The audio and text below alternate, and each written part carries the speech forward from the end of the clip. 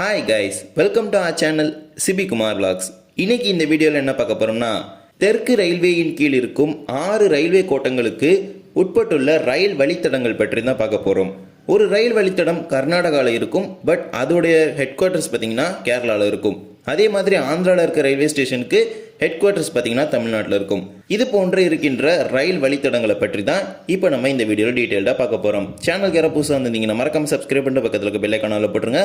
அப்போ தான் நம்ம போடுற ஒவ்வொரு வீடியோட நோட்டிஃபிகேஷன் உங்களுக்கு உடனுக்குடன் வரும். வாங்க வீடியோக்குள்ளே போகலாம். தெற்கு ரயில்வேயின் கீழ் 3 மாநிலங்கள் முழுவதுமாக வருகின்றது. தமிழ்நாடு, கேரளா, புதுச்சேரி ஆகிய 3 மாநிலங்களும் முழுவதும் தெற்கு ரயில்வேயின் கீழ் வருகிறது. மற்றும் கர்நாடகா மற்றும் ஆந்திரா ஆகிய இந்த 2 மாநிலங்களின் குறிப்பிடப்பட்ட ஒரு சிறிய பகுதி இந்த தெற்கு ரயில்வேயின் கீழே வருது. மொத்தமாக 6 கோட்டங்கள் இருக்குது. சென்னை, சேலம், பாலக்காடு, திருவனந்தபுரம், மதுரை, திருச்சி என 6 கோட்டங்கள் தற்போது தெற்கு ரயில்வேயில் செயல்பட்டு வருகிறது. தெற்கு ரயில்வே அப்படிங்கிறது ஒரு தலைமை.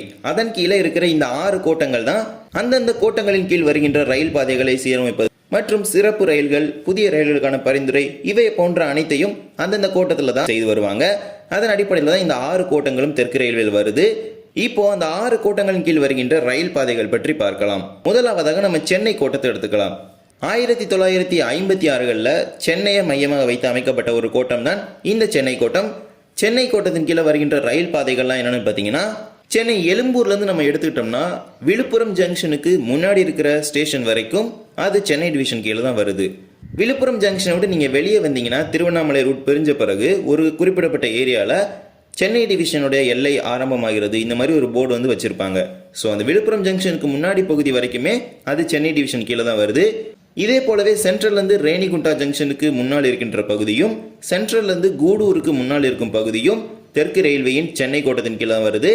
அதே போலவே அரக்கோணத்திலிருந்து ஜோலார்பேட்டைக்கு இடைப்பட்டுள்ள பகுதியும் சென்னை கோட்டத்தின் கீழே தான் வருது.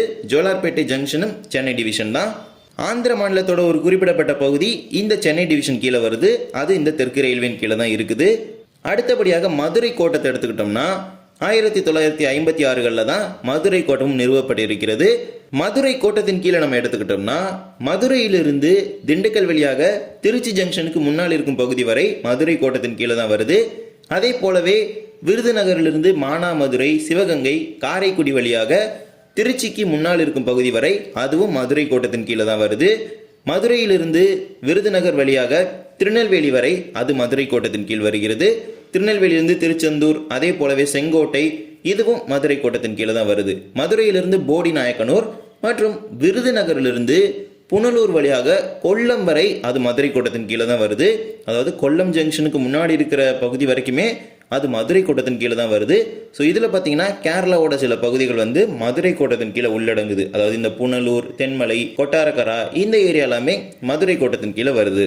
திண்டுக்கல்ல இருந்து பழனி வழியாக பொள்ளாச்சி ஜங்ஷனுக்கு முன்னாடி இருக்கிற பகுதி வரைக்குமே அது மதுரை கோட்டத்தின் கீழே தான் வருது. பட் பொள்ளாச்சி பார்த்தீங்கன்னா பாலக்காடு டிவிஷனில் வந்து போயிடும். அதே போலவே மதுரையிலிருந்து மானாமதுரை, ராமநாதபுரம் வழியாக ராமேஸ்வரம் வரை செல்லும் வழித்தடமும் மதுரை கோட்டத்தின் கீழே தான் வருது. அடுத்தபடியாக திருச்சிராப்பள்ளி டிவிஷன் எடுத்துக்கிட்டோம்னா திருச்சிராப்பள்ளி ஃபோர்ட் வரைக்குமே அது சேலம் டிவிஷன் கீழே வருது. ஸோ திருச்சிராப்பள்ளி ஃபோர்ட்லேருந்து ஜங்ஷன் வரைக்கும் அது திருச்சி டிவிஷன். அதே போலவே திருச்சியிலிருந்து விருதாச்சலம் வழியாக விழுப்புரம் மற்றும் விழுப்புரத்திலிருந்து பாண்டிச்சேரி இந்த ரூட்டும் திருச்சி டிவிஷன் கீழே தான் வருது. விழுப்புரத்திலிருந்து திருவண்ணாமலை வழியா காட்பாடி வரைக்கும் போகிற வழித்தடமும் திருச்சி டிவிஷன் கீழே தான் வருது. ஸோ காட்பாடி ஜங்ஷனுக்கு முன்னாடி இருக்கிற ஏரியா வரைக்குமே அது திருச்சி டிவிஷன் கண்ட்ரோலில் தான் இருக்குது. அதே போலவே விழுப்புரத்துலேருந்து மயிலாடுதுறை, தஞ்சாவூர், மயிலாடுதுறை, திருவாரூர், பட்டுக்கோட்டை, காரைக்குடி, ஸோ காரைக்குடி ஜங்ஷனுக்கு முன்னாடி இருக்கிற ஒரு பகுதி வரைக்கும் அது திருச்சி டிவிஷன் கீழே தான் வருது. இதே போலவே நாகப்பட்டினம், வேளாங்கண்ணி, காரைக்கால் இந்த ரூட்டுமே திருச்சி டிவிஷன் கீழே தான் வருது. திருச்சி டிவிஷனோட முடிவுகள்லாம் எங்கெங்க இருக்குன்னு பார்த்தீங்கன்னா காட்பாடி, இந்த சைடு காரைக்குடி, அதே போலவே விழுப்புரம், திருச்சி இந்த ஏரியாஸில் தான் இந்த டிவிஷனோட எண்டு வந்து முடியுது. அதே போலவே பாலக்காடு கோட்டம் 1956களில் தான் பாலக்காடு கோட்டமும் நிறுவப்பட்டிருக்கிறது. பாலக்காட்டிலிருந்து பொள்ளாச்சி மற்றும் கிணத்துக்கடவு வரைக்கும் அது பாலக்காடு கோட்டத்தின் கீழே தான் வருது. இன்ஃபேக்ட் நிறைய நியூஸ் பேப்பர்ஸில் நீங்கள் பார்த்துருப்பீங்க, பொள்ளாச்சியை வந்து சேலம் டிவிஷனோட இணைக்கணும் அப்படின்னு பல ரிக்வஸ்ட் வந்து வச்சிருப்பாங்க. ஸோ இதுதான் முக்கியமான காரணம். பாலக்காடு கோட்டத்தின் கீழே தான் பொள்ளாச்சி ஜங்ஷன் பிளஸ் கிணத்துக்கடவு ஸ்டேஷனுமே வருது. அதே போலவே ஷொர்னூர்லேருந்து பாலக்காடு வழியாக போத்தனூர் வரைக்குமே அது பாலக்காடு டிவிஷன் கீழே தான் இருக்குது.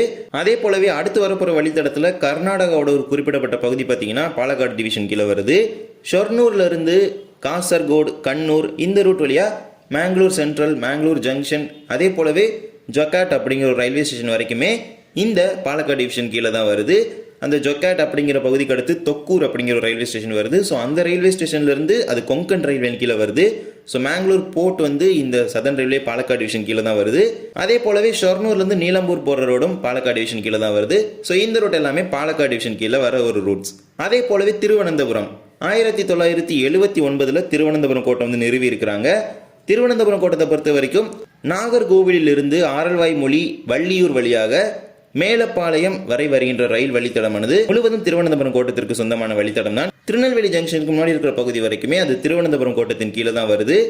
அதே போலவே கன்னியாகுமரியிலிருந்து நாகர்கோவில், திருவனந்தபுரம், கொல்லம், காயம்குளம், ஆலப்புழா, கோட்டயம், எர்ணாகுளம் இந்த ரூட் எல்லாமே திருவனந்தபுரம் கோட்டத்தின் கீழே தான் வருது.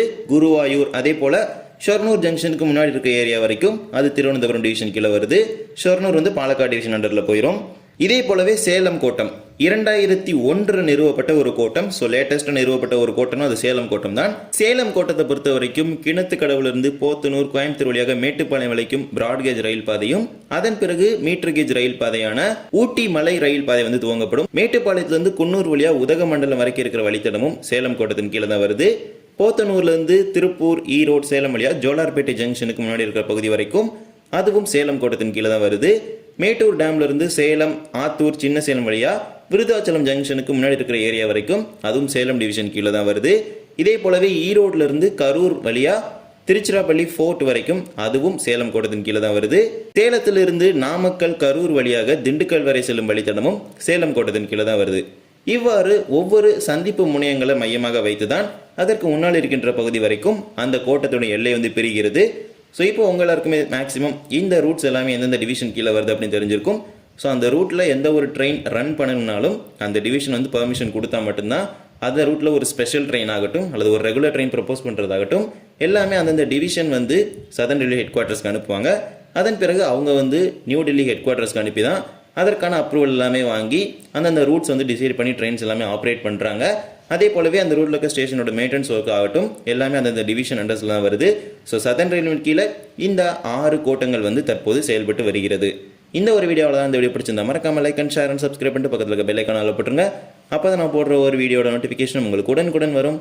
இன்னொரு வீடியோ சந்திக்கலாம். தேங்க்ஸ் ஃபார் வாட்சிங்.